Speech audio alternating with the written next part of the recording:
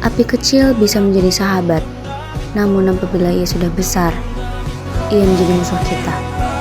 Rumah yang penuh cerita, bahkan hutan yang menjadi paru-paru dunia, hangus dalam sekejap. Kita harus peduli, kita harus bisa mencegah.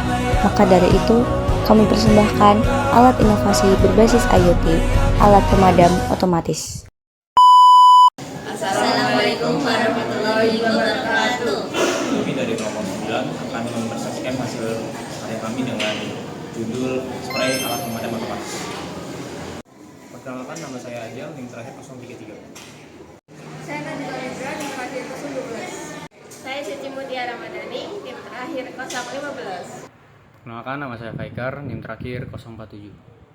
Dan saya Syamsa Fadira dari NIM 018. Pemadam otomatis itu adalah alat pemadam kebakaran berbasis IoT yang dapat mendeteksi adanya api, kemudian menyemprotkan cairan pemadam atau air secara otomatis tanpa perlu manusia mengoperasikannya. Kemudian, ada beberapa komponen utama yang dimiliki oleh alat ini. Yang pertama, sensor api atau flame sensor, yang gunanya untuk mendeteksi adanya nyala api sebagai pemicu utama sistem.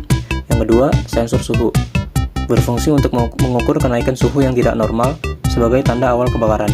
Ketiga, microcontroller atau ESP32. Ini menjadi otak sistem yang membaca sensor, memproses data, dan mengaktifkan pompa atau katup. Keempat, pompa air atau motor sprayer, bertugas untuk mengalirkan atau menyemprotkan cairan pemadam ketika sistem aktif. Kelima, nozzle sprayer, ujung penyemprot yang mengubah cairan menjadi kabut atau semprotan. Keenam, relay, saklar otomatis yang menghubungkan microcontroller dengan pompa atau katup bertegangan besar. Yang ketujuh, tangki cairan pemadam, tempat penyimpanan air atau cairan pemadam api. Yang kedelapan, modul IoT Wi-Fi atau GSM, mengirimkan data dan notifikasi ke HP, serta memungkinkan kontrol jarak jauh.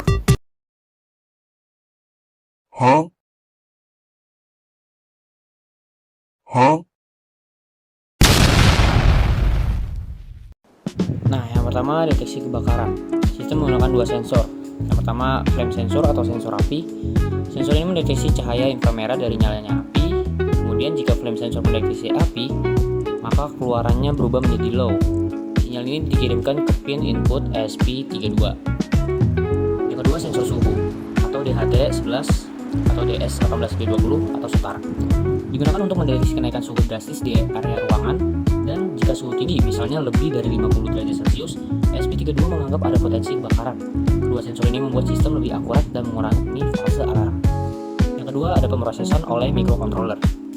Setelah menerima data dari sensor, pertama, ESP32 membaca status api dari flame sensor. Kemudian, ESP32 membaca nilai suhu dari sensor suhu. Yang ketiga, jika salah satu kondisi berikut terpenuhi, ada dua kemungkinan. Yang pertama, flame sensor mendeteksi api. Yang kedua, suhu melebihi batas aman.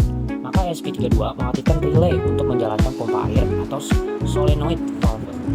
ESP32 dipilih karena mendukung Wi-Fi, sehingga cocok untuk sistem IoT. Yang ketiga, relay mengaktifkan pompa atau sprayer. Relay adalah saklar elektronik yang dikendalikan oleh ESP32.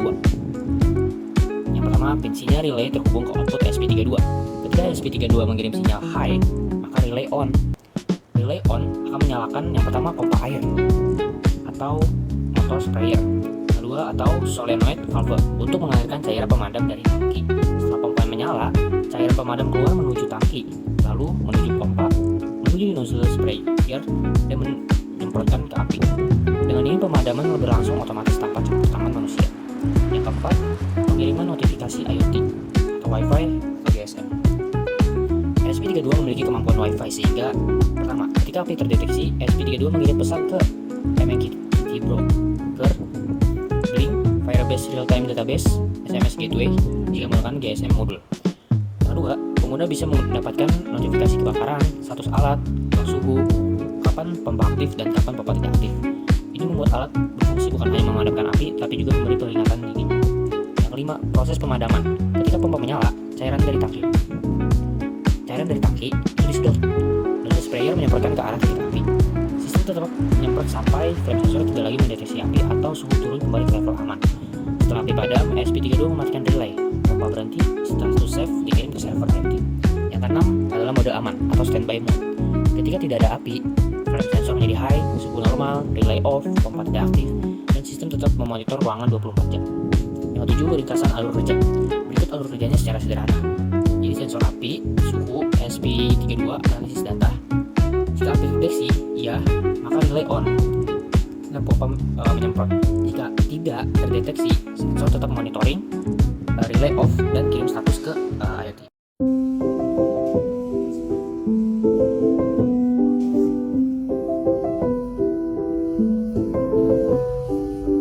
Kemudian ini adalah flowchartnya. Jadi yang pertama yaitu cloud. Sistem pertama kali terhubung ke cloud, dan cloud ini bisa berupa server IoT, Blink, MQTT Broker, Firebase, dan fungsinya adalah untuk mengirim data, menerima perintah, dan melakukan monitoring jarak jauh. Kemudian tersambung ke Wi-Fi. Setelah sistem menyala, maka perangkat misalnya ESP32 ini akan mencoba untuk menghubungkan diri ke jaringan Wi-Fi, mengirim status sistem ke cloud, dan menerima konfigurasi jika ada. Sistem tidak akan lanjut sebelum jaringan siap. Lanjut ke detect fire atau deteksi api. Pada tahap inilah sensor api atau sensor suhu mulai bekerja, sensor flame dan sensor suhu, dan perangkat terus membaca data untuk mengetahui apakah ada tanda-tanda api atau suhu ekstrim. Lanjut ke fire detect, api terdeteksi. Ini adalah bagian keputusan atau decision.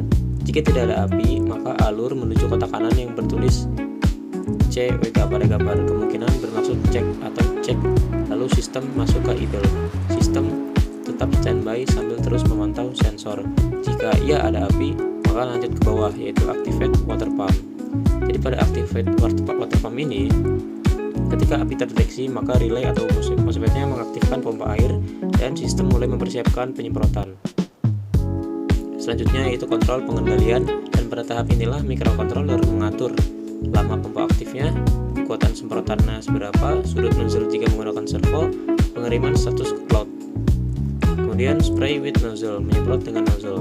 Air disemprotkan secara otomatis ke area yang mendeteksi api, maka sistem dapat menyemprot beberapa kali, menyemprot berkelanjutan sampai sensor tidak membaca api lagi, dan menyetel arah semprotan jika ada servo. Selanjutnya loop penyemprotan atau kontrol ulang. Setelah penyemprotan, maka sistem kembali ke bagian kontrol dan mengecek apakah api sudah padam atau belum. Dan jika api masih terdeteksi, maka semprotnya diulangi, dan jika api hilang maka kembali ke idle. Dan yang terakhir mode idle atau siaga. Dalam kondisi inilah tidak ada api, misalkan dalam kondisi ini tidak ada api, maka sistem hanya memonitor sensor, tetap menjaga koneksi ke cloud dan menunggu kondisi baru. Jadi, kami membuat alat spray pemadam otomatis ini karena terinspirasi dari teknologi drum pelacak api yang mampu mendeteksi titik panas secara mandiri. Dari situlah muncul ide untuk membuat alat pemadam yang bukan hanya mendeteksi saja, tapi juga bisa langsung memadamkan api tanpa menunggu bantuan manusia.